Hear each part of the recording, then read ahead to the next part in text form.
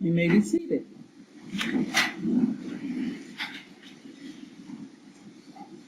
Are we ready for closing arguments at this time? Yes. Mr. Powell. Thank you, Judge.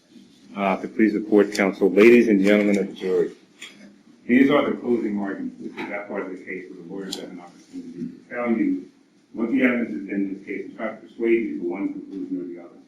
In this case, there's only one burden. The burden is the state's burden, and their burden is to prove this case beyond a reasonable doubt. You might remember in the opening statements, Mr. Gutierrez, who had an opportunity to speak to you first, indicated to you that was the standard, and he asked you to hold his office to that standard.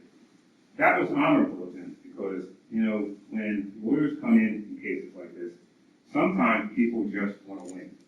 But they taught us in law school that this process isn't just about winning and losing, that a trial is a search for the truth.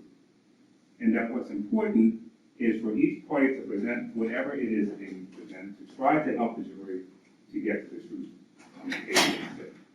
Now, when the judge has an opportunity to talk to you, she's going to talk to you at the end of these summations, and she is going to give you an instruction. Her instruction is going to begin with the indication that your verdict must be based upon the evidence. I said the same thing to you in the opening statement. And I find for you what evidence is. It's the believable testimony that you hear from this witness stand and any exhibits that go with you when you go to your deliberations. Now, there's a whole basket full of stuff here that's going to go with you when you go to your deliberations. There's one or two things that I'm going to refer to in the course of my summation, and I suspect it's stuff that the state will refer to as well when they have an opportunity to address you. In this case, as in every criminal case, there is an investigation which is opened as the result of some act which is deemed to be incompatible with our criminal statutes. This is a murder case.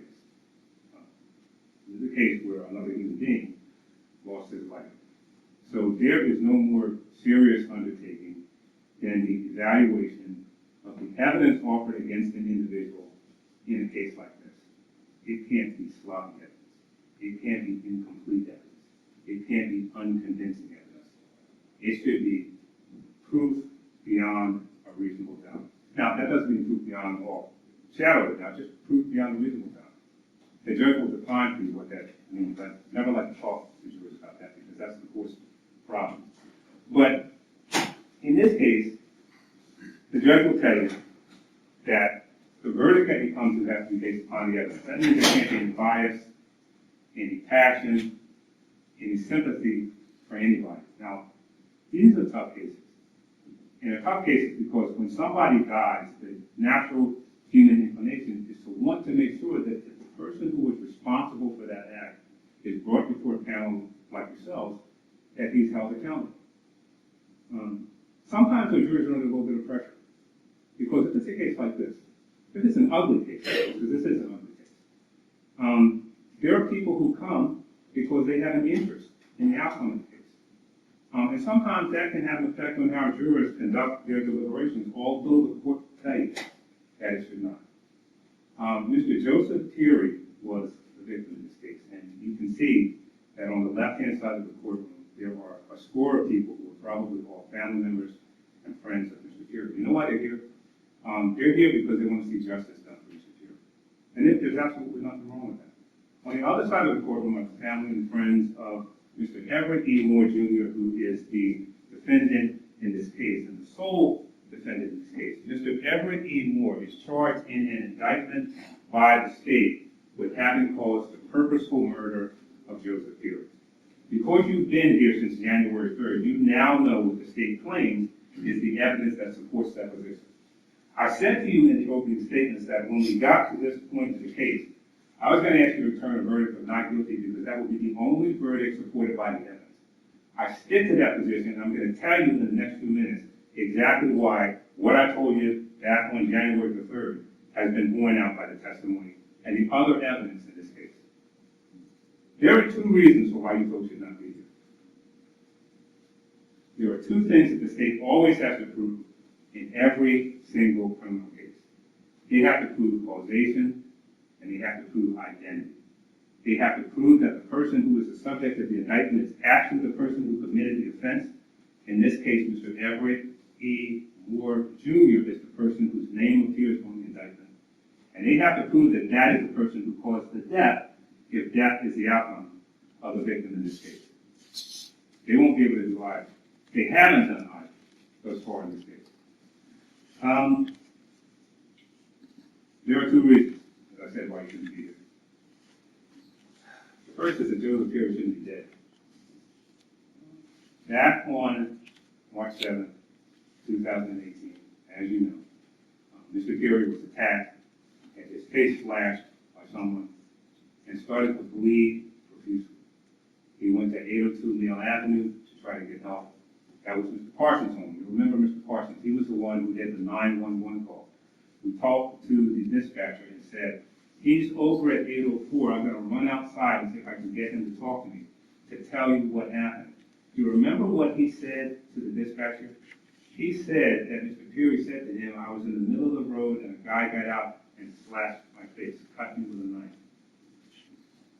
That's inconsistent with the state's theory of this case, which is that Mr. Pirri was inside the car. But I'm not sure if he's any different. Because either way, Mr. Pirri said somebody attacked him and cut him. And clearly somebody did, because he was bleeding all over the place. Remember, Parsons said there was blood all over his house. When he got to 804 Neal Avenue and he encountered Mary Hill and her paramour, Hill said the same thing. He barged into our house. He was asking for somebody to call the police to get help. And my fiance pushed him back outside the house and asked him, who's after you? But he was bleeding all over the place.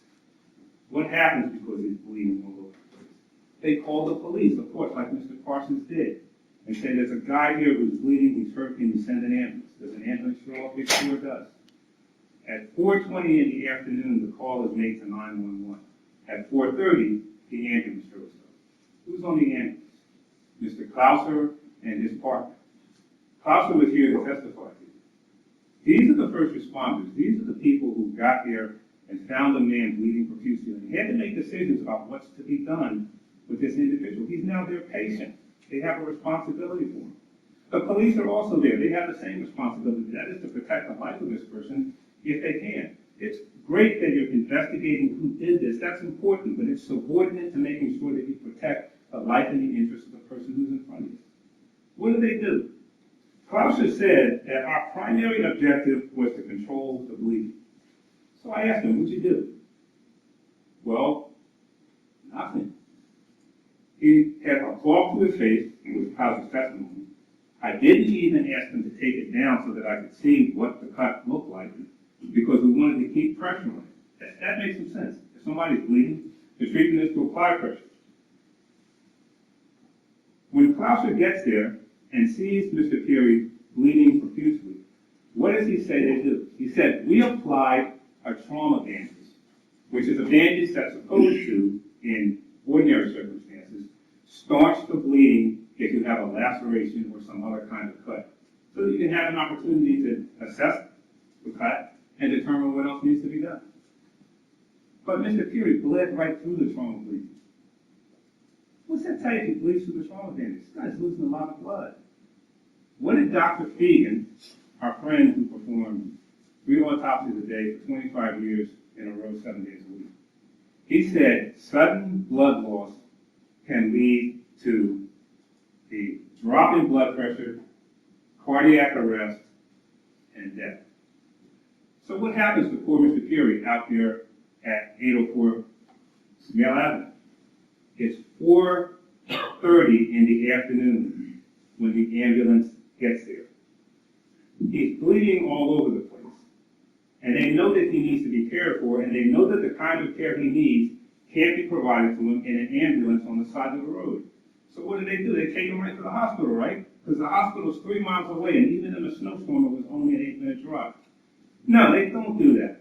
They keep Mr. Pirri sitting on the side of the road for 41 minutes. What are they doing for the 41 minutes?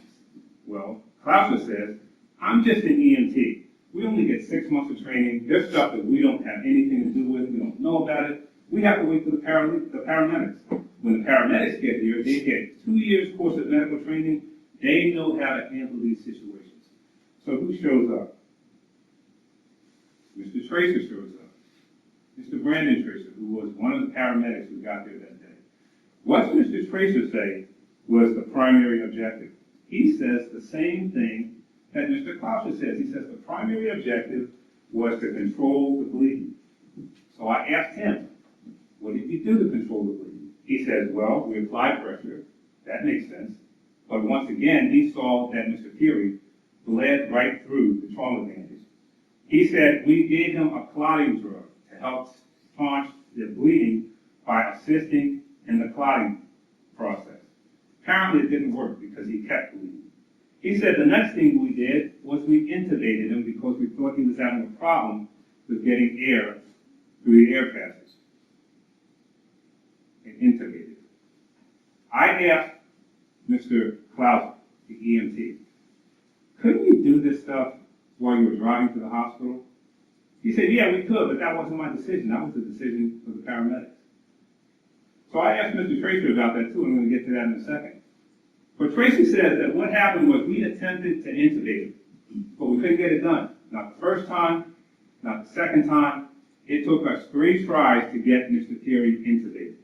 What do you think is happening during the time that they're trying to get a tube down Mr. Pirri's throat? He's bleeding. So what does Mr. Tracer say that they do? He says, we were having a problem getting the straight tube down his throat, so we gave him a shot of ketamine. Ketamine, he explained to us, is a paralytic, which was designed to relax Mr. Pirri's throat. But once they gave Mr. Pirri the injection for the ketamine, do you think it stopped at his throat? No. It's a muscle relaxer. It'll relax his muscles. What's the most important muscle when somebody's bleeding? Their heart. Do you give a guy who's bleeding profusely, you can't stop his bleeding, a paralytic? Of course you don't. You know why? Because he's going to go into cardiac arrest. Of course he went into cardiac arrest. They gave the man a paralytic when he couldn't keep his blood pressure up because his blood was running out of his body. Remember what Fegan said. Fegan said 20% blood loss and you end up in cardiac arrest and possible death. Only 5 liters of blood in the human body. That means only 1 liter. One of those 20-ounce bottles of water that you see on the tables of courthouses and other places. If he lost that much blood, he was in jeopardy of cardiac arrest and death. And given what you've heard from the witnesses in this case, it sounds like he lost a lot more blood than that. So what do? Well, when he goes into cardiac arrest, there's only one thing he can do. You have to try to resuscitate him. Because now he's not breathing at all, intubated or not. What happens? 7 minutes. According to Tracer, 7 minutes attempting to resuscitate Mr. Pirri. You know what happens to your brain after about 4 minutes without oxygen? You can press on somebody's chest all you want after 4 minutes, it's a problem. Because even if you get them going again, they can suffer from irreparable brain damage as a result. They're essentially dead anyway, even if you get the body going again. That's the reason why you're here. I asked Mr. Clouser, why didn't you guys just take him to the hospital?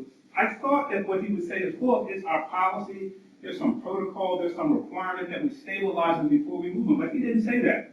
He said, my partner and I made a decision that that was the way we should proceed. We made a decision that that was the way we should proceed. The hospital, ladies and gentlemen, was 3 miles away. If they had left at 4:30, 4:35, they would have gotten Mr. Pirri to the hospital within another 10 minutes. We might not be standing here having this conversation with you if they'd done that. But that's an issue for the state because they have to prove that Mr. Pirri died as a result of somebody cutting his face, not as a result of first responders who made poor decisions about what should be done with him. He should probably still be alive right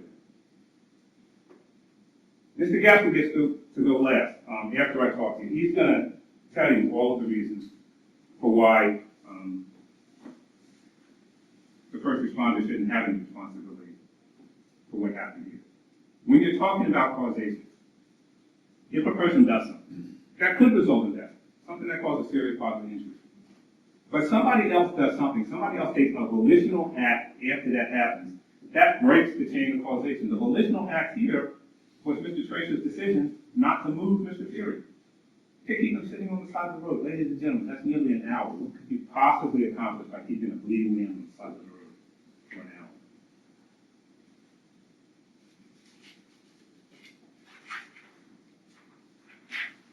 There's a second reason why you shouldn't be here. Reason number 2. The police arrested the wrong man. They arrested the wrong person for this crime, ladies and gentlemen. This is Mr. Everett Moore, Jr. The indictment says that the person indicted in this case and charged with the death of Mr. Pirri is Mr. Everett Moore, Jr. They arrested Everett Moore, Jr. But ladies and gentlemen, they should not have. They should have arrested Everett Moore. What? They should have arrested. If the police followed to its logical conclusion the investigation that they developed, they should have arrested Everett Moore. And that's not to say that Everett Moore is the person who committed this offense. But logically speaking, he's the person who should have been taken into custody. Here's the reason why. The second thing that prosecutors have to prove in every single case is identification. So how do you prove identification? Well, sometimes you got an eyewitness. You got somebody who says, look, I saw that guy cut Mr. Pirri. And then later on, Mr. Pirri became deceased. That's direct evidence. If you don't have any direct evidence of that, and you don't, and Mr. Gaskill will admit to you when he has an opportunity to speak to you, we don't have any direct evidence that Mr. Everett Moore, Jr. was the person who committed this offense, but we have circumstantial evidence that he's the guy who did it. And here's the circumstantial evidence that Mr. Gaskill will suggest to you proves beyond a reasonable doubt that the guy in this courtroom is the right person to be sitting in that chair. Instead of those paramedics, they should probably be sitting here. There is the direct testimony, the direct statement of Joseph Pirri himself. Mr. Pirri told the police before he became incapacitated, the person who did this to me was about 35 to 40 years old. He was a black male wearing a gray vest and blue jeans, and he was driving a white Ford King cab with a tan or gold counter shading pickup truck. Well, when Mr. Pirri had an opportunity to talk to Officer Jones, he told him that. When he spoke with Mary Hill, he told Mary Hill the same thing because she testified to that Mr. Pirri said the person was 35 to 40 years old, a black male wearing a gray vest and blue jeans. And Warren Revelle, who was a case agent, said the same thing. When he prepared the search warrant affidavit in this case for 102 Gaskill Avenue, included in the search warrant affidavit was the facts that he was relying on to ask the court to give him the warrant. Among the facts that he included was the fact that the suspect in this case was a 35 to 40-year-old black male. So what do? They get a search warrant. They go to 102 Gaskill Avenue, and what do they find at 102 Gaskill Avenue? They find a truck that looks just like the truck that was described by Mr. Pirri. Not only do they find a truck, they find Everett Moore, Jr. there at the house, along with his wife. And as they take other items out of the house, they take the two of them out of the house and take them back to the police station so that they can have some opportunity to decide if they should remain there. But when they go in to search the house, ladies and gentlemen, according to what Detective Myers told you, they are looking for certain items.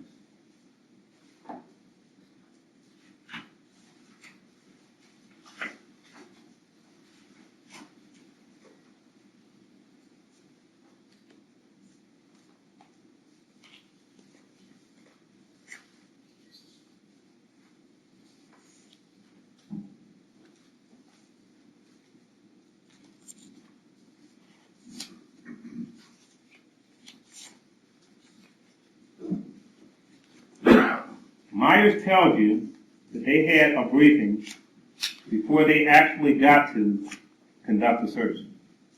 And during the course of that briefing, she made notes about what it was that they were looking for.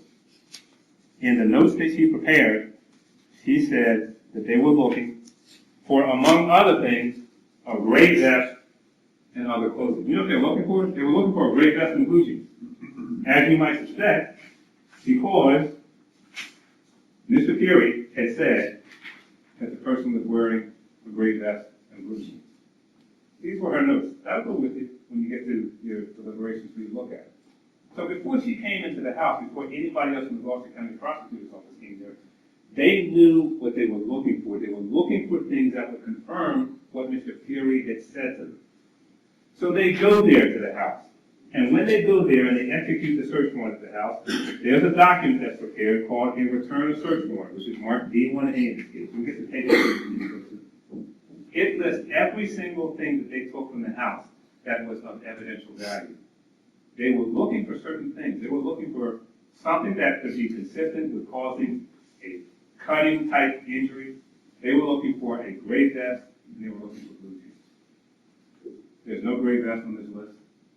There's no blue jeans on this list. But there's a box cutter that I'll talk to you about a little bit later. There are very few people around, ladies and gentlemen, who don't own a single pair of blue jeans. Mr. Moore doesn't wear blue jeans. You know why? Because he used to be in the laborers union. They work outside. You know what they wear? They wear Carhartt. And it's all tan, or it's gray, or it's black.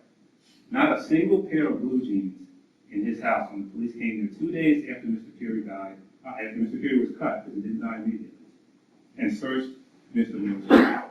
Not a single gray vest. Not a vest at all inside of his home. They did find some other things, though.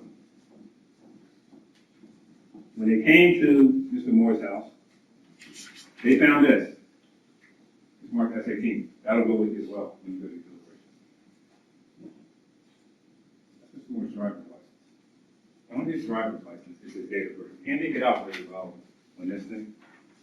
But you heard from the testimony of Detective Roselle when I questioned him about what was found there at the house, that the driver's license shows that Mr. Moore, Everett Moore Jr., was 55 years old back in March of 2018. That means the person described by Mr. Pirri was 20 years younger than the person the police considered a suspect. Mr. Moore is the victim of something called investigational bias. That has nothing to do with race. I'm talking about racial bias. I'm talking about investigational bias.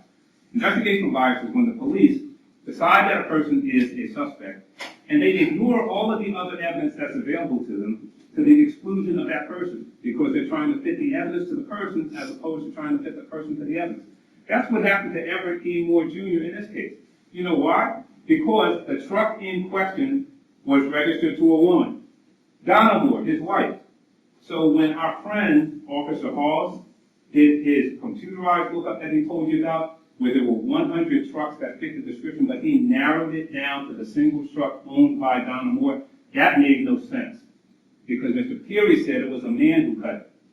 So it could not have been a registered owner of that vehicle who cut it. It had to be somebody else who was driving that truck and who had access to it. What did the police assume? The police assumed if her husband's living in the house, guess he's the guy. But they were wrong. They were wrong because he's 55 years old. He doesn't fit the description. They were wrong because there were no blue jeans in his house and no gray vest. They were wrong because when they find a cutting object and Detective Myers submits it to the Blue Star treatment to try to find out if there's chemical luminescence to show that there's blood on the object and she gets a reaction, he has to tell you that it also comes from paint and varnishes. And you'll remember when Ms. Love had an opportunity to come in here and testify, she's the woman who lived in West Deptford, who Mr. Everett Moore was helping her dad to make a repair. Because that's what he does. When you retire from the labor union, this is exactly the kind of thing you do. You make repairs in people's houses. You do other kinds of work that's consistent with what you learn. So it shouldn't surprise anybody who's got a box cutter. Everybody's got one. I got lots of them. You need them. You know you can't get into packages now without a box cutter. If I torture your kids, it's impossible to open this door. But nonetheless, when they take that very same box cutter to the lab up in Trenton to try to determine whether or not this is blood or something else, the state will tell you, well, either there was an insufficient amount of anything on it to analyze it, or it didn't turn out to be anything that had any sort of a DNA profile. So what are you left with? You're left with a box cutter that is not the object that was used to slice Mr. Pirri. You're left with a defendant who who's 20 years older than the description given by the victim in the case, you're left with no gray vest and no blue jeans. Well, when Mr. Gaskill has an opportunity to talk to you, he'll tell you, listen, I hear Mr. Powell says about that, but we got other stuff. We got other circumstantial evidence. No direct evidence, but we got other stuff. What's the other stuff we have? We have the surveillance videos. We have the videos that show this truck traveling along a course on Tanyard Road where this incident happened, all the way down into Clayton and then turning onto Gaskill Avenue. What's the likelihood that there are two trucks in the world that just happen to be going that same course on that same day? Just about none. Mr. Gaskill's right. I don't think there's any doubt that they have the right truck. I don't think it's worth 2 seconds of you folks' time to try to convince you that it's not the right truck. The question is, who's inside the truck when Mr. Pirri gets injured? The videos don't tell you that because you can't tell who's inside. As a matter of fact, the videos don't even have a tag for the truck, despite the fact that it's seen over and over and over again. But I'm perfectly okay with you coming to the reasonable conclusion that, look, this video surveillance is almost minute by minute by minute tracking this truck. Unless there's another truck that pulled in a hurry and got right in front of it or right behind it, what's the likelihood that it's some other vehicle? And what's the likelihood that this truck would end up on Gaskill Avenue if it wasn't associated with that household? Just about none. It'd be foolish to tell you that this is not the same truck. It almost certainly is. But what's that getting if you know that it's almost the same truck? Nothing, because nobody knows who's inside of it. The truck's not charged with anything. Mr. Everett Moore is charged with the murder in this case, and nobody else. Mr. Gaskill will probably tell you, look, that's not all we have. We have other evidence, and we believe is circumstantial evidence, that suggests that this guy, Everett Moore, was the one who was driving that truck that day. What's the other circumstantial evidence? They are phone records. You remember Mr. Finaro, who came in, who testified to you from AT&T, I think he was. He was the person who produced the records that were used by Lieutenant Gigante later on to do his cell phone mapping. And I'll talk about both of those things at once because you'll remember, Gigante said that when they did the cell phone mapping for the cell phone, which is the one that Mr. Finaro came here to testify about, that it appeared to follow a particular course. The implication was that this cell phone was inside of a vehicle. The vehicle that the state suggested was inside of is the same one that was on Tanyard Road at about 4:20 in the afternoon when Mr. Pirri says he got cut. Whose cell phone was it? Because the argument will be made, look, ladies and gentlemen, even though we don't have anybody who's looking through the window and says that they see Mr. Everett Moore inside that truck, if Mr. Everett Moore is driving the truck, he's probably got his phone in his pocket, right? And if the phone is being followed along that very same course, isn't that circumstantial evidence that he's the guy who actually injured Mr. Pirri? It would be if it was his phone. There wasn't anybody who testified in this case that the phone in question was Everett Moore Jr.'s phone. That 217 exchange, nobody who testified that it was Everett Moore's exchange. Now, I know what the prosecution's going to say to you.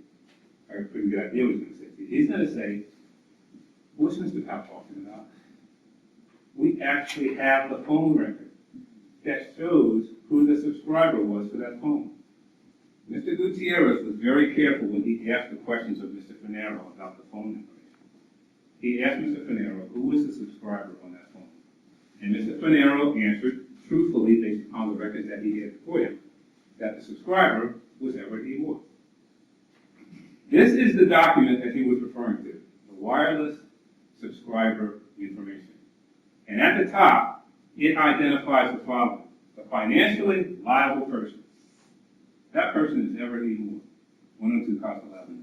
This contract was taken out in 2011, so by 2018, it was already a 7-year-old contract. And then it says in the second part of this document, the billing party. The billing party, again, is Everett Moore. Now, I don't know how many of you folks on this jury are fathers, but dads have two functions. They carry the badge and they pay the bills. Mr. Everett Moore was responsible for paying this bill. He was the subscriber. But when you read farther down to see who the user was, it's not Everett Moore. It's Everett Moore. take it with you when you go back into deliberations. Mr. Everett Moore was paying the bill for his son's phone. That's who the subscriber was for the 217 number. Mr. Gaskill will probably tell you when he has an opportunity to talk to you, look, that's not all we have. We also have a latent palm print. You remember our good friend, Dr. Langenberg, who was here to testify to you about fingerprints. And I'll bet, before you folks came here for this trial, you thought the same thing that people have thought about fingerprints for the last 100 years, that they are utterly infallible, that nobody has the same fingerprints, that no two people can contribute the same information for purposes of determining whether or not a fingerprint, or in this case, a palm print, was left by that person.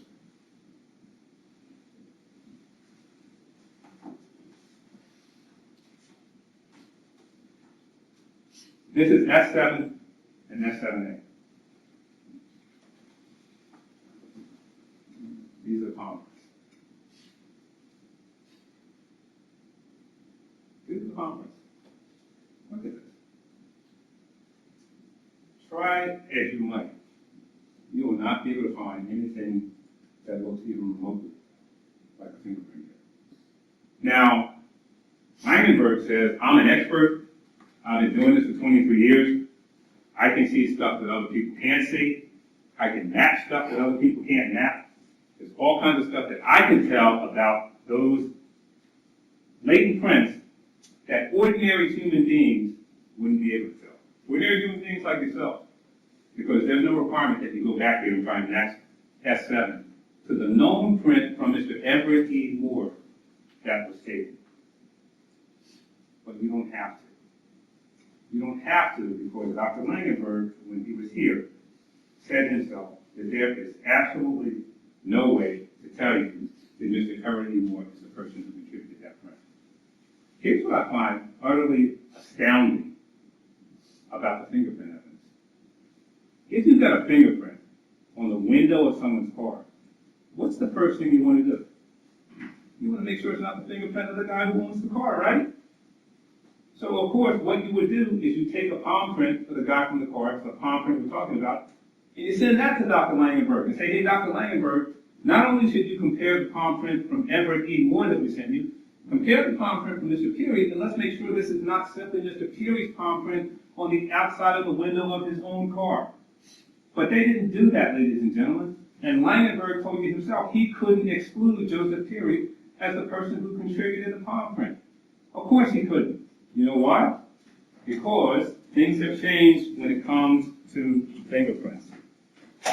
Back in 2009, after the Wakefield case, the government said, we are no longer going to simply let these experts come in and claim that fingerprints are infallible, because now we know that they're not. In the American Association for the Advancement of Science study, they concluded the following.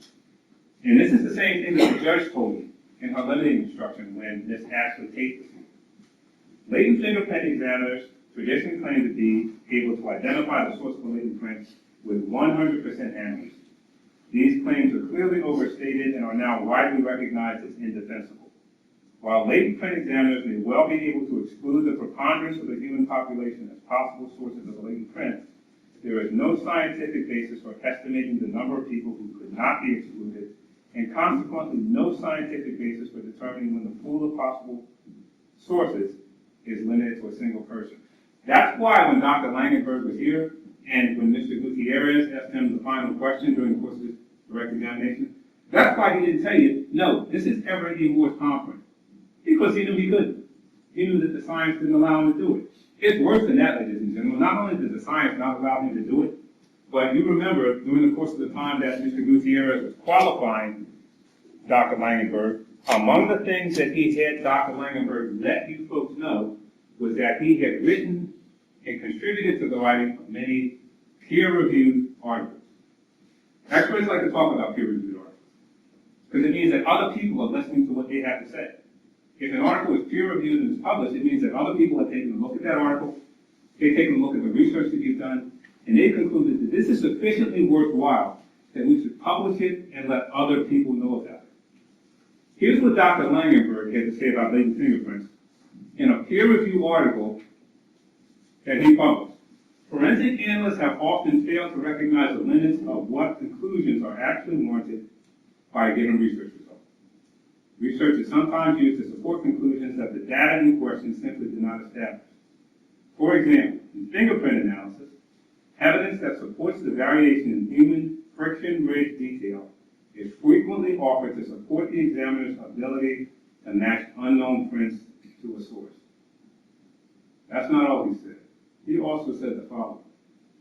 But this claim of variability of rolled or digitized prints does not establish that the fingerprint examiner can therefore individualize prints recovered from crime scenes to a particular source, or even that the techniques of fingerprint comparison necessarily work. This is an expert who wrote an article saying he's not even sure that fingerprint analysis works at all, yet he's here to try and help the state prove to you beyond a reasonable doubt that a palm print that was found in the case can be attributed to a single individual. That's the circumstantial evidence that the state will offer you about the fact that Everett E. Moore, Jr. was in the truck that was driving on Canyon Road back on March the 7th, 2018. But he wasn't. They arrested him, but they should not have. Instead, they should have arrested Everett Moore. And I'm not suggesting, once again, that Everett Moore is the person who committed this offense. I'm simply suggesting that if the police were following their investigative leads, they would have arrested Everett Moore. You know why? Because back in March of 2018, you will learn from the document that Detective Hemphill was testifying about today. Mr. Everett Moore, no middle initial, was 35 years old. He was a black male. If they had asked for a search warrant for the address in that document, they probably would have found a pair of blue jeans and a gray vest. But you'll never know because they never did. He had access to the truck in question. You know why? It was his mom's truck. Of course he could have access to it if he wanted to. And remember this, ladies and gentlemen, when the police came to 102 Gaskill Avenue to conduct their search warrant, among the things that they did was they took Mr. Everett E. Moore out of the house. Before the police can take you any place, they got to pat you down. They got to search you. You know why? To make sure that you don't have a weapon, to make sure that you don't have contraband, to make sure that you don't leave something in their car. What they look for in cases like this are things like keys. The keys, for instance, to that truck. Nobody has testified that when they took Mr. Moore's key ring, there was a key for the truck. Where did they say they find the keys? Take a look at the return of the search warrant. They found them in a tray in the living room, where anybody who comes to the house could have access to them. Guess what else they found when they got to 102 Gaskill Avenue on March the 9th, 2018? They found Everett Moore right there at the house. Hemphill talked to him. Do you think that when they met a guy who had access to the house, who was 35 years old, and they had a description from the victim of a 35 to 40-year-old black male, that somebody would ask a question about where this guy was? Nope. Never have. And never will. Not now.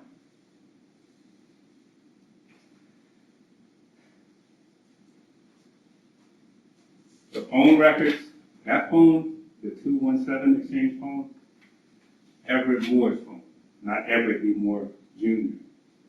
The truck, Donna Moore's truck, not Everett E. Moore, Jr. The palm prints, anybody's guess. Because our friend, Dr. Langenberg, besides criticizing the usefulness of fingerprint evidence at all, said, I can't tell who contributed. I can't exclude Everett E. Moore III as a contributor, but I can't exclude Joseph Pirri either. This is a murder case, ladies and gentlemen. I know I'm stating the obvious, but if you put a man on trial for the taking of the life of another human being, you better have some pretty substantial evidence that suggests that he's the right guy. You've been here for a long time. You've been here for an entire month, listening to lawyers go back and forth about this case. But at the end of the day, it's the state's obligation to prove to you beyond a reasonable doubt that the guy who's sitting here in the courtroom is the person who committed the offense in question, and they have failed woefully to do that for the reasons I've told you. Now, Mr. Gaskill gets to go last, so I'm sure he'll tell you that, look, Mr. Powell says what Mr. Powell says, but here's what we have. And these guys are very technological, so it's probably got a bullet point presentation and everything else for you. They do a good job. They're capable lawyers. They know what they're doing. But when we come here for these cases, we're all slaves to the same thing, to the facts. We can't change the facts. They just are what they are. We can try to persuade you to one conclusion or another, but the facts don't change. The facts in this case, ladies and gentlemen, is that they were standing there looking into the face of the guy who fit the description that Joseph Pirri gave on March 9, 2018. And a week later, when Sergeant Hemphill received this document that will go with you to your deliberations, when he got this, he knew that the guy at the bottom was a 35-year-old black male who had access to this particular truck. Did they go back after that and do something? Not a thing, ladies and gentlemen. Nothing. Proof beyond a reasonable doubt is what's required in this case. There's not only not proof beyond a reasonable doubt, there's no shred of evidence in this entire month-long case from which anybody who's reasonable can conclude that Everett Moore Jr. is the person who was in that truck on March 7, 2018 in the afternoon. Now, you'll remember, there was a lady who came here and testified that she actually saw Everett Moore driving that truck in the morning when he came to her house to help her dad with her care. That's the last time any human being ever saw him in that truck. And when the truck left Gaskill Avenue at 2 o'clock in the afternoon on March the 7th, nobody knows who was driving. But there's a pretty good likelihood that if Mr. Pirri's description of the person who was involved in his cutting and his ultimate death was inside that vehicle, it wasn't the 55-year-old dad, it was his son. Thank you, ladies and gentlemen.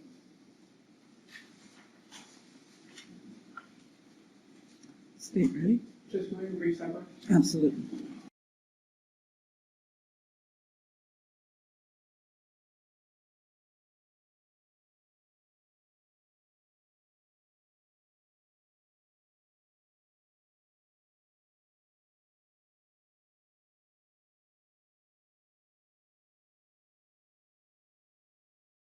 You may be seated.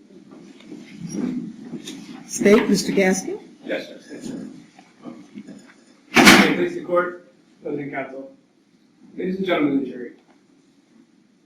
He blamed his son. Defense counsel sat up here, looked all of you in the eye, and they blamed his son. Just let that sink in for a moment. Now, you guys have all been here for about a month now. And you're all here for one reason. You're here for the same reason that we are. And it's actually something that Mr. Powell just said as well. You're here because Joseph Pirri shouldn't be dead. Now let's talk about this. We've heard from a lot of people in this case.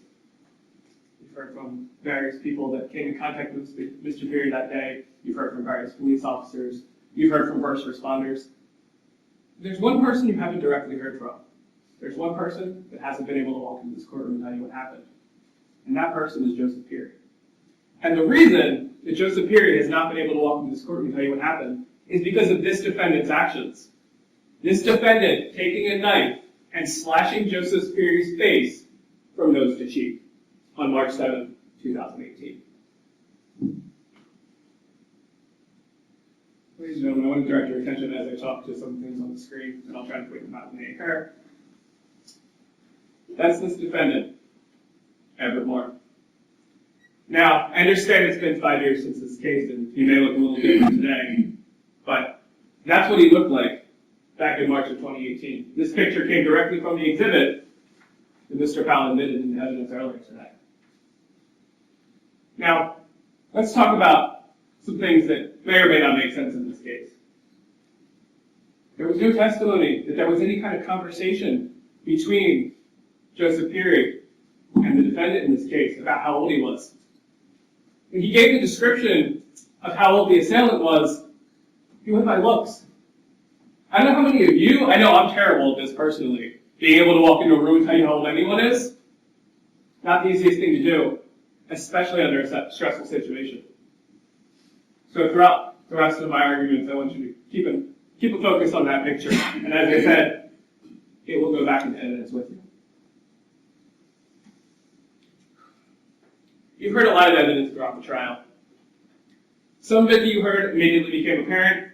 Unfortunately, due to the nature of trials, some things come in out of order. Some things come in a little disjointed. There might have been some days where at the close of the state's case for the day, you walked out and didn't really understand you had any new information about this case. But now here we are at the end, and now you've heard everything. You heard how Joseph Pirri was driving down the road on March 7, 2018. It was snowing that day. He came into a road rage altercation with another driver. Black male, wearing a gray vest and blue jeans, driving a white over tan Ford King Range pickup truck. During that incident, the defendant took a knife, slashed Joseph's face from nose to cheek. This caused injury that eventually resulted in Joseph Pirri's death. Now, I want to point out once again, and I'll get to the actual definitions and things of causation in a little bit, but defense blamed his son. He blamed the paramedics, he blamed the EMTs, he blamed the first responders, blamed anybody he could in this case. And we're going to get to more of it in a little bit, but I'm talking about why that doesn't matter. Why none of those arguments make any sense.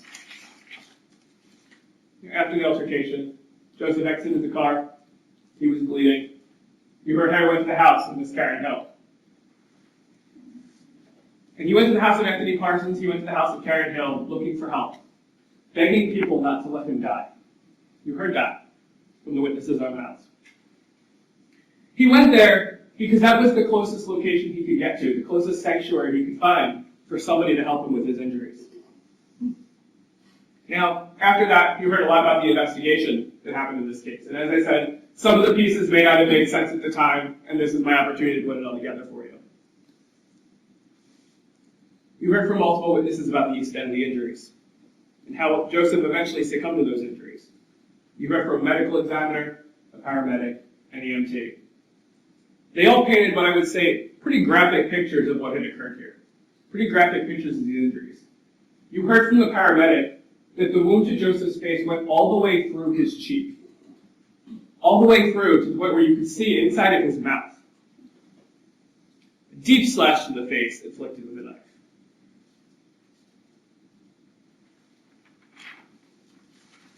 You heard how blood was soaking through trauma dressings as Joseph Pirri is clinging to life on the side of the road in the back of an ambulance on Taggart Road in Deptford on March 7th of 2018.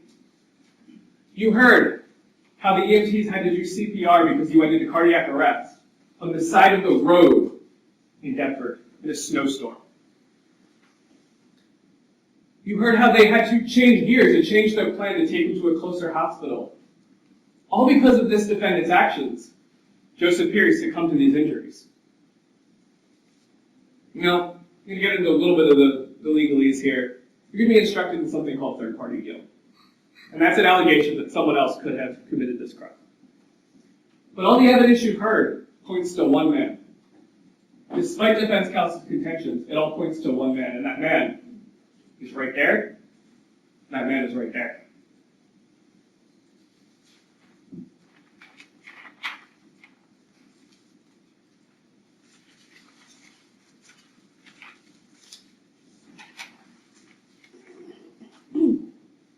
Now, how do we know who committed this crime? As you heard from multiple people, we didn't actually have any eyewitnesses. No one saw what happened except for Mr. Pirri. Now, you heard some of what he saw. You heard what he was able to tell police, what he was able to tell other people. But as I said, he couldn't be here to tell you. So this is where the investigation starts to happen. We already talked about description of the vehicle, description of the suspect. All of that was given by Mr. Pirri, the only known witness to this assault, the only known witness to this murder. You heard how officers began combing the area for surveillance. And, Mr. Powell pointed out, I'm not going to hide it from you. You can't see anybody in the vehicle in the surveillance. But let me talk to you about why that doesn't matter either.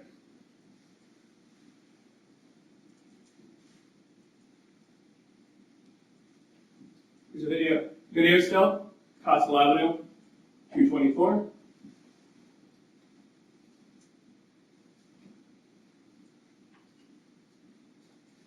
More surveillance. Truck looks the same.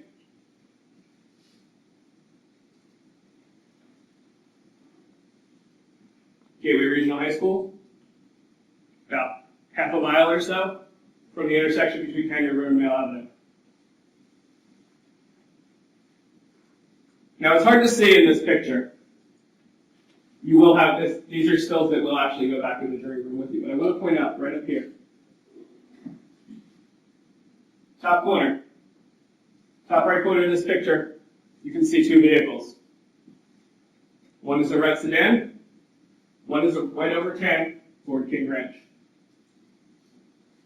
You can see in these pictures, and as I say, they'll get back in the jury room. I know they're hard to see on the actual image on the screen.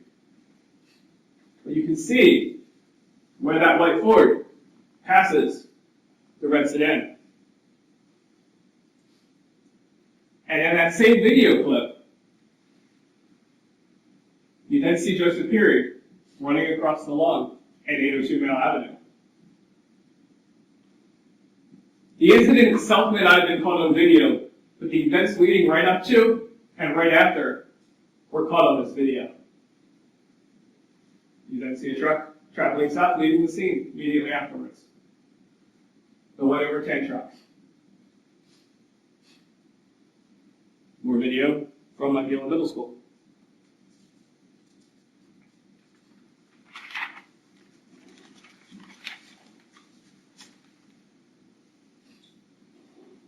Traveling further south, you heard some testimony about Chick-fil-A and Wawa in Mantua.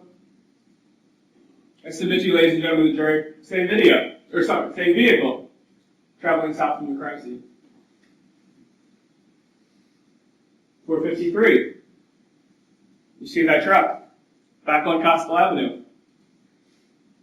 And as Detective DeGay testified to the left side of this frame is defendant's residence. The truck going back home. Now, defense has tried to argue it could be any number of different trucks. We can't identify the defendant in any of them. This is where we ask you to use your common sense and put the pieces together. In fact, defense doesn't even dispute that it's the same truck. He tries to dispute who's driving it, but he doesn't dispute it's the same truck. You also heard testimony from Lieutenant Gigani. He talked to you about some cell phone records that he reviewed. Put the defendant's phone in the general area at the same time of the crime. He told you that at the time of this crime, defendant's phone pinged off the tower in Taggart Road. That's exactly what he was able to tell you. The explanation to all this that makes sense? Everett Moore, the defendant, driving his truck, comes upon Joseph Pirri. Altercation ensues. Defendant grabs a knife, cuts him in the face. Unfortunately, whether the injuries should or shouldn't have caused it, the injuries are what took his life. That injury is the reason he's not here today. That's all there is to it. Now, you heard a few other things from a few other officers, a few other witnesses. Vehicle description, direction of travel was given to Officer House. Officer House did some computer searches. I won't bog you down to the technical details, but he did testify to how he was able to take that information, run it through his computer system. He came up with one vehicle. 2012 Woodbury 10 Ford F-250 King Ranch. And that vehicle was registered to Everett Moore. Sitting in the driveway at 102 Gaskill Avenue.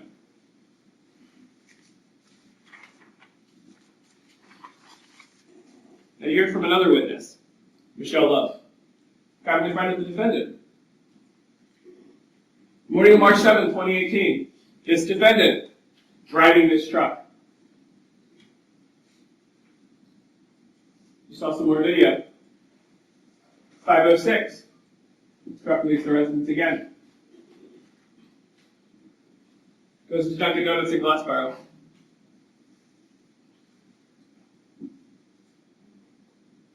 Defendant walks in, goes to the counter, buys a single cup of coffee, and walks out. Truck goes back, 5:20, returns home to Gaskill Avenue. You heard how police responded to 102 Gaskill Avenue on March 9th, performed a search of the defendant's home. Found a box cutter in the defendant's truck. I suggest to you, ladies and gentlemen, that box cutter was the one the defendant attempted to clean. You heard how the box cutter reacted to what's known as blue star, chemical known to detect blood. Now, you also heard Mr. Powell's contentions that it also can detect paint, can detect varnish. But you also heard from DNA lab experts. And what you didn't hear them say was that there was definitely no DNA on that box cutter. They told you they didn't have enough to get a DNA profile, didn't have enough to confirm 100% that it was. But ladies and gentlemen, paint and varnish don't have DNA. But what did have DNA? Joseph Pirri's blood that was on that night.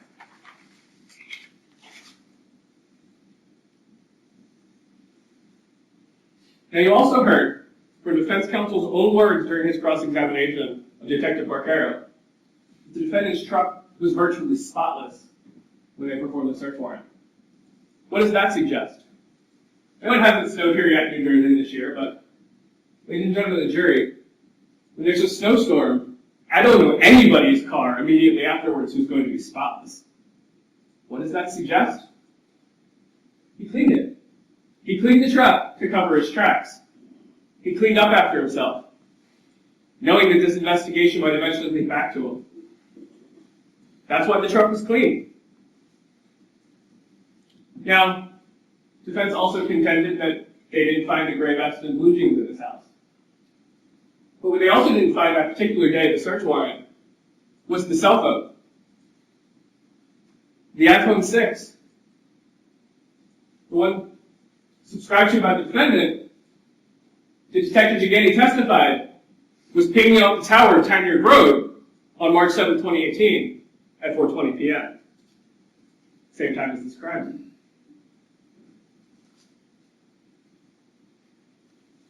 You also heard about a palm print.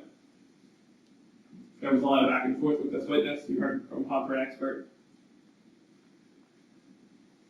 Dr. Glenn Langenberg, expert in friction-rich skin analysis and link print examinations.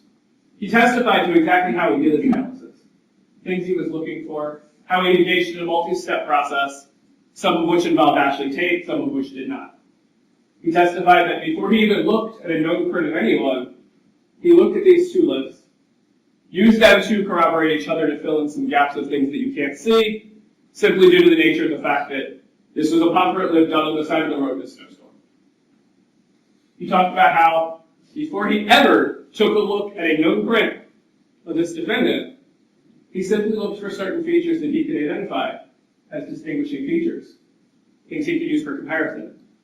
Talked about how that process was collaborative with Ms. Ashley Tate, who also testified here. He did all of that, he explained all of that to you. He plotted various minutiae, and only then did the two individuals then separate their analysis. That's the point where they started to compare this latent print to the known palm print of the defendant. When he did this comparison, he testified he found over 40 comparable features he was able to see in the same location on both the latent print and the known print. Now, I'm not going to stand up here and tell you, the witness didn't stand up here and tell you, that that is a match to this defendant, that that print was a match. We can't tell you that, we're not going to tell you that. But think back to what the expert told you. Think back to what Dr. Langenberg said. Prints are highly discriminating, highly variable, persist throughout your lifetime. Dr. Langenberg testified that even identical twins don't have the same palm print. So this notion, by some miracle, that defendant's son would have matching palm prints simply isn't possible.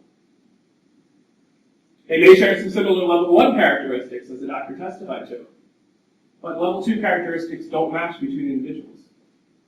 So the conclusion that the doctor came to, the probability to observe these discriminating features in another individual by random chance with this degree of correspondence is extremely low. Now, defense counsel wants you to believe that that means it's not reliable at all. But if you actually listen to the doctor's testimony, what he said was that as a scientist, he can't propose a theory that cannot be tested. He testified that the reason he cannot test that theory is because it would be impossible for him to observe the thumbprint and fingerprints of every individual in the world. Therefore, this is the conclusion that he reaches. You heard from Ashley Tate. She did an independent analysis of these prints and reached the exact same conclusions that Dr. Langenberg did. Now, despite not having a direct witness other than Mr. Pirri who witnessed these events and was able to come in here and tell you, we actually do know a lot about what happened on Tyner Road that day. We know Joseph Pirri was attacked in a road rage incident. We also know some details about how the attack occurred. This is Joseph's car. Now, hopefully you recall the testimony of various detectives who came in here. Detective Barcaro, Detective Pardini, Detective Ravel, Detective Jones. Various crime scene personnel, various detectives, various individuals from the police department. Told you how the car was found in the middle of Tanyard Road, still running, with the driver's side window partially down. I believe the testimony was approximately 6 inches. Now, you also heard that the palm print that was lifted, the latent print that we just discussed, was found on the outside of the driver's side window.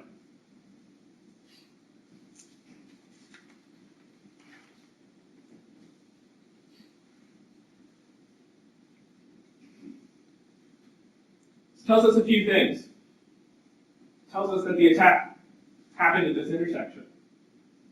And the reason for that,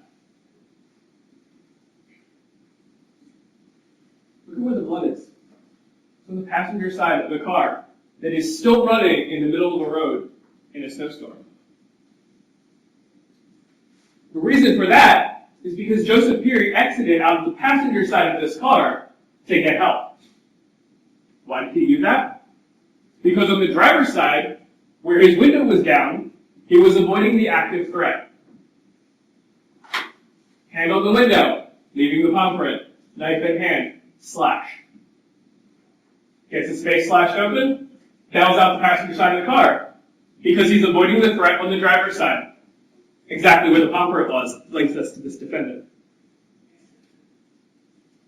If it had happened anywhere else, if he attempted to continue driving, he would have gotten out the driver's side of the car.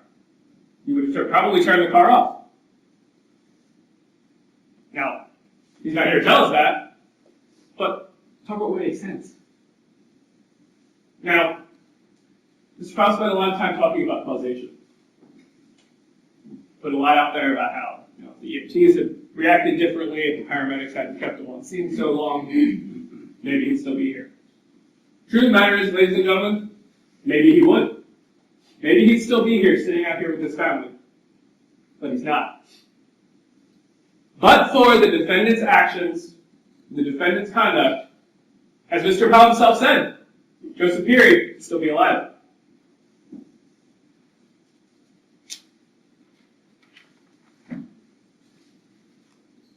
Now, let me ask you this. To really think about what causation really means, and the judge is going to give you a legal definition when this is all over, but to put it in different terms for you, to really think about what causation really means, think about if you're trying to blame the paramedics, you're trying to blame the EMTs, you're trying to blame all these other medical people, what caused any of those people to have an interaction with Joseph Pirri on March 7, 2018?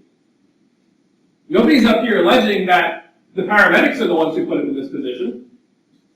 The paramedics, the EMTs, they're responding to the situation that this defendant caused when he took that knife and slashed Joseph Pirri's face. First responders didn't cause the injury. First responders didn't slash the defendant's face open. They're first responders. They responded to a situation that had already occurred. So at the end of the day, ladies and gentlemen, if it hadn't been for the defendant's actions, there wouldn't be a crime here. There would have been no reason for first responders to intervene in Joseph's life at all. So whatever you believe about any type of aggravation of any injuries, those injuries never should have been there. And when we get into the legal side of things, we'll talk about how the injury that was suffered, as long as you believe that that injury is what led to Joseph Pirri's death, then there's your case. There's your murder. Let's talk about those charges. Now, I want you to think of these different charges as a ladder. The judge is going to explain all these to you in more detail. But at the bottom rung of this ladder, it's essentially when a person dies at the hands or knife of another during a homicide, it can be classified in three different ways: reckless manslaughter, aggravated manslaughter, or murder. As I said, you can think about these things like the rungs of a ladder. Starting at the bottom is reckless manslaughter. This only requires us to prove two elements: that Joseph died from a knife wound in the face, and that the conduct was reckless. And the judge is going to instruct you that means a conscious disregard for the substantial and unjustifiable risk. Now, you already heard from multiple sources that Joseph died from that knife wound in the face. You heard from Dr. Feigen that that's what caused the death. Whether it was caused from too much air getting into his system or from blood loss, either way, the doctor testified it was caused by the knife wound to the face.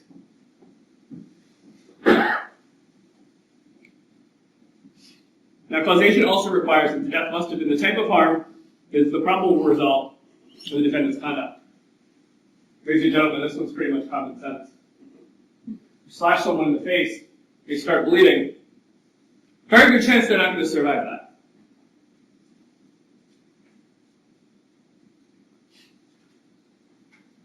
Next rung of the ladder. Aggravated manslaughter. Defendant caused the death recklessly. He did so under circumstances manifesting extreme indifference to the value of human life. And Judge is going to instruct you on what that means as well. But what that essentially means is you're talking about the probability of death as opposed to a mere possibility. You're talking about the fact that a knife wound that went all the way through Joseph Pirri's cheek, to the point where you could see inside of his mouth, would cause his death.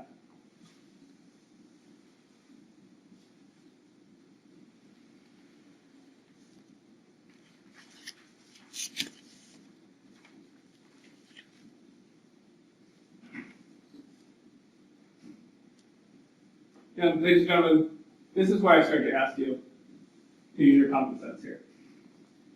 This wasn't somebody shoving someone, person falls, hits their head. You know, the conduct that you expect at that point to a shove isn't anything serious. Person hits their head, now we're talking about a whole different level of injury. That's not what we're talking about here. This isn't a punch to the arm. This was a knife wound to the face. That's what we're talking about here.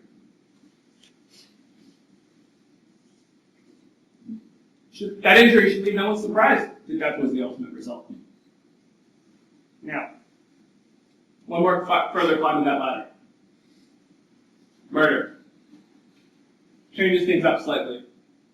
Purposely or knowingly causing the victim's death or serious injury that resulted in death. Now, you heard some evidence that Joseph didn't immediately succumb to his injuries. He survived for a few more days. He went into cardiac arrest on the side of the road, was revived, survived for a few more days.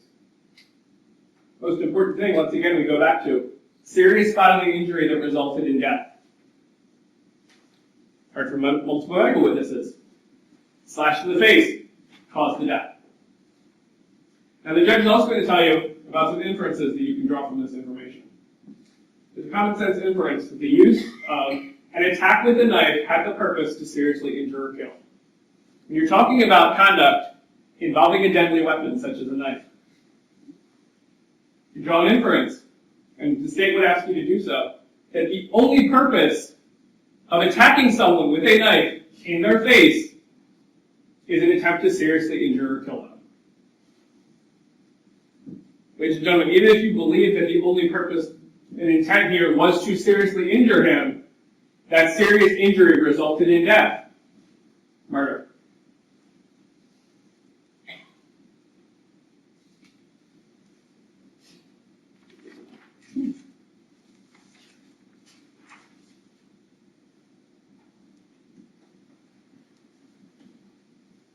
Now you're also going to hear one more thing from the judge about different charges.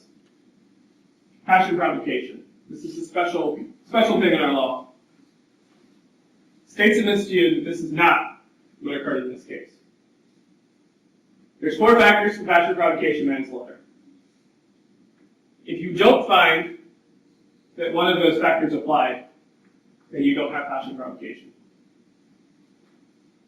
Requires adequate provocation. Provocation actually impassioned the defendant. Defendant did not have time to cool off. The defendant did not actually cool off. Now let's talk about it.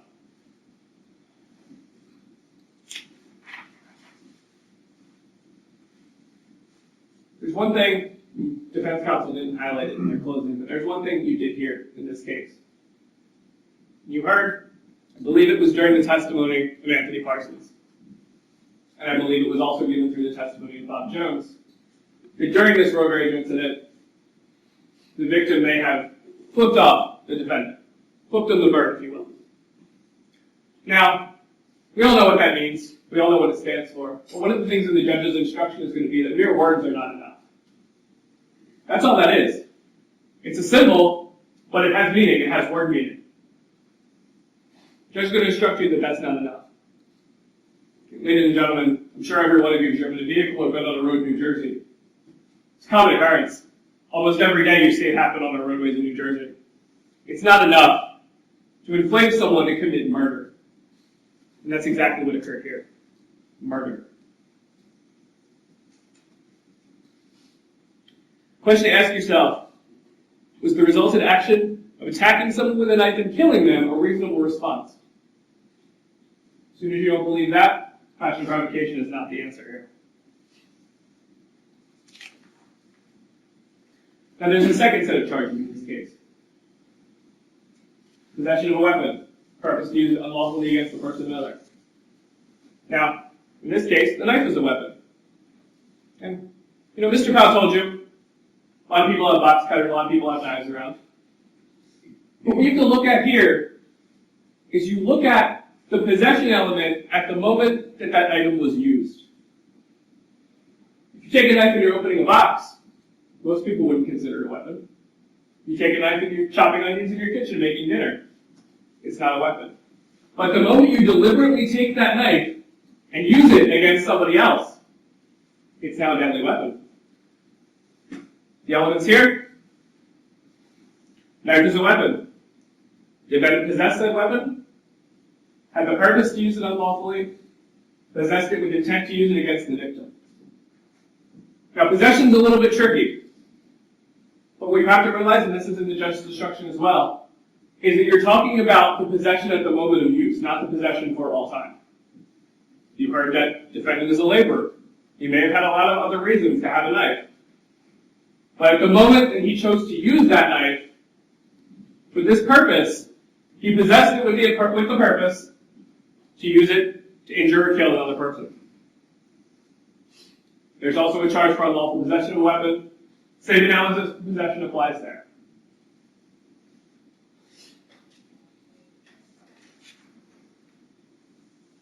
Now, ladies and gentlemen, the judge is also going to instruct you on the burden of proof. You're going to hear, burden of proof is on the state. It always is on the state. Never shifts to the defense. But I want to talk to you about what that burden actually means. Beyond a reasonable doubt has a specific meaning in our law. It does not mean beyond any and all possible doubt. Instead, it is proof that leaves you firmly convinced of the defendant's guilt. Now, there are very few things we know with absolute certainty, and the law does not require proof that overcomes every possible doubt. As the state, we are held to a high but not an impossible standard. Not all doubts are reasonable. Reasonable doubt does not allow for every fleeting thought that enters your mind to be considered as doubt, but only those that are actually supported by the evidence or lack of evidence. I'm just going to give you further instructions on what that burden means. Now, ladies and gentlemen, you know that the process of selecting you as jurors took, I believe it was about 4 days. It was a long process, but it's an important process. We needed a jury that came from various backgrounds, varying life experiences. This allows for a jury that can bring those life experiences and common sense to their analysis. And while you were instructed on things like bias and things that you were not to bring into the deliberation room, one of the things the judge will tell you is that your common sense and your life experience is something you are certainly supposed to, and I believe, and I would argue encouraged as well, to bring into this. Look at the facts of the case, draw the necessary inferences. Same inferences that the police would have drawn in this investigation. Our system values jurors that are unafraid to question themselves, to view evidence, ask themselves what is probable, logical, and reasonable. That's exactly what I'm asking you to do here. Ask yourselves what is probable, logical, and reasonable. Now, no case that sees a courtroom is perfect. Submit that to you right now. If any case was perfect, there wouldn't need to be a trial. There wouldn't be anything in dispute. But I submit to you, if you look at all the evidence, you have everything you need to convict the defendant. What's more probable? He's the single unluckiest person in the world, that his phone pinged off a tower 1 mile from a crime scene, that you have evidence that there was a palm print left on the window at that crime scene. You heard the low probability that it would be to find those same features, those same 40 points that Dr. Langenberg talked about, in any other individual. Ladies and gentlemen, what's more logical? If this defendant is paying his 35-year-old son's cell phone bill, when that son doesn't even live at the same residence? Ask yourselves this. What more do you want from this investigation? You've heard about things that were tested for DNA. You've heard about prints that were tested. You've heard about surveillance videos. And what you heard was the defendant's truck matches the description given by the victim. His phone didn't ping off a tower in Atlantic City on March 7, 2018. It pinged off a tower 1 mile from Tanya Road. 1 mile from where this crime occurred.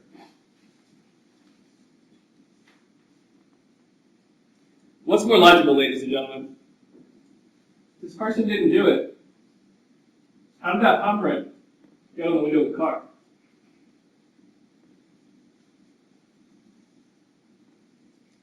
There's one reasonable explanation for all of the evidence you just heard.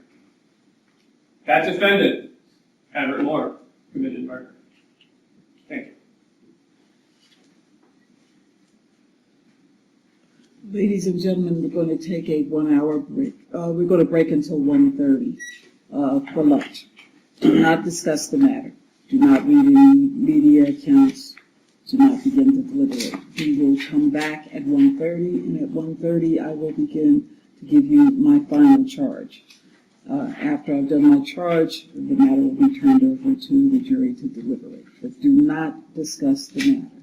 Go have it. Good lunch. Thank you.